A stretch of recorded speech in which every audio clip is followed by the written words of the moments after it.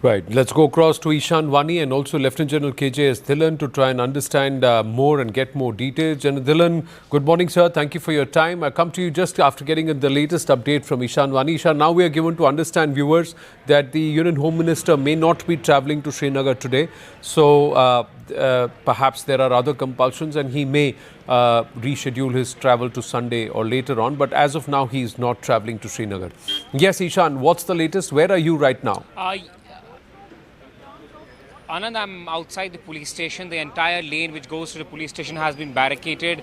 Massive deployment of Jammu and Kashmir Special Operation Group and the other paramilitary forces to ensure that if there is any further material lying around, that's what the word is from the ground, that could be diffused, that could be taken out to a safer location now, because lesson has been learnt in terms of the mishandling or accident that took place yesterday and cannot be kept in a civilian populated area, because there are houses around this police station premises which could be lethal in the coming days. So possibly it will be transported out of this location, and you will notice there are SDRF teams, because the entire police station has come down. It has gotten destroyed. There is fire service station here. There is SDRF teams, FSL teams have further come in to ensure that any further person who is under the debris is taken out safely or is taken out promptly and quickly, so that his safety could be ensured. But the scene is like this behind me, that the entire barricading has been done towards the police station. Nobody is being allowed to go in or out.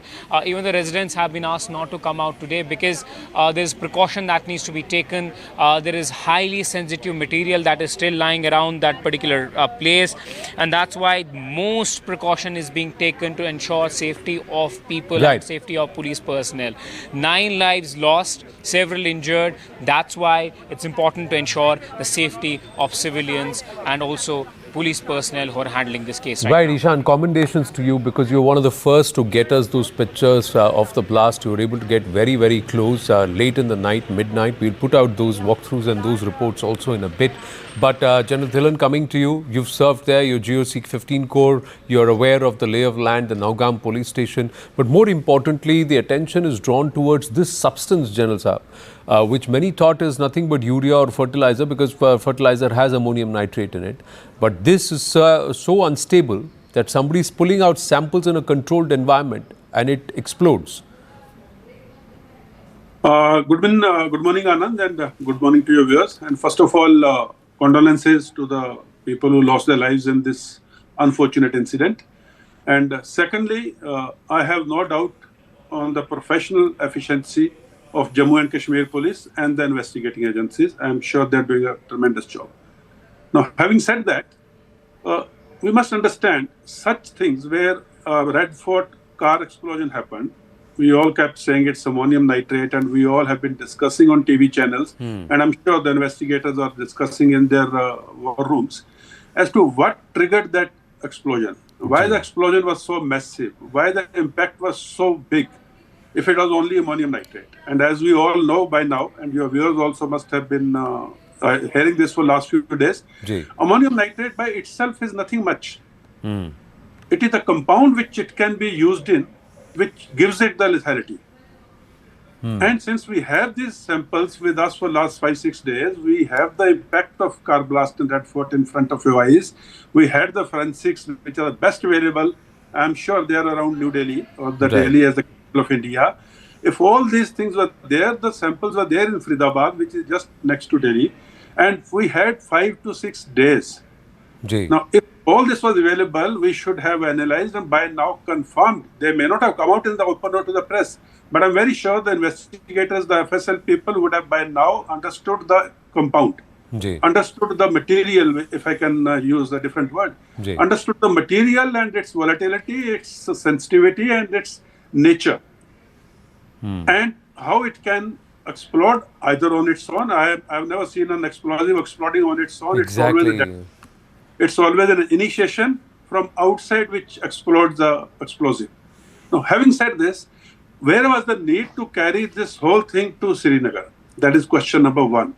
In case, I understand it becomes a case property, and case property, the FIR is filed in Budgam. A subsequent or alternate or secondary FIR could have been filed in Faridabad also. I'm very sure it has been filed.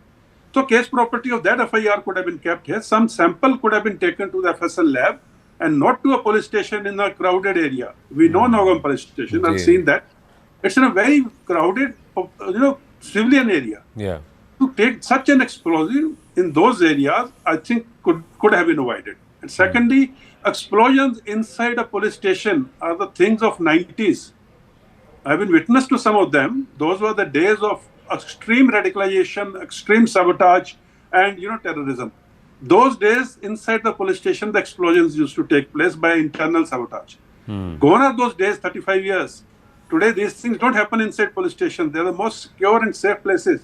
And by this explosion, the message which is going out is not very good. Neither to the local people, nor to the tourists, nor to overall people who are J&K watchers. Yeah. There are some hard questions, and it is just about 12 hours, not even 12 hours as we speak. Yes. Yeah. Accidental explosion. Lot of questions, because just if you were to consider, let's say that they could have kept it in Faridabad, but they decided to cart it. Now, from the 10th or 9th or 10th, from when it was seized, till the 14th and 15th, things they have been carted, they have been transported, and they were kept outdoors. So it lied the same. Now we know that the people who are investigating was an FSL team. Most of the deceased are an FSL team, SIA investigator. There is a tailor who's supposed to sew up the samples and also the bags after the samples been retrieved. So clearly there are no unwanted personnel or people who have come there. These samples were kept outdoor. Something would have triggered this explosion. No? Something would have triggered this compound, like you say, even if it is highly unstable, for it to explode.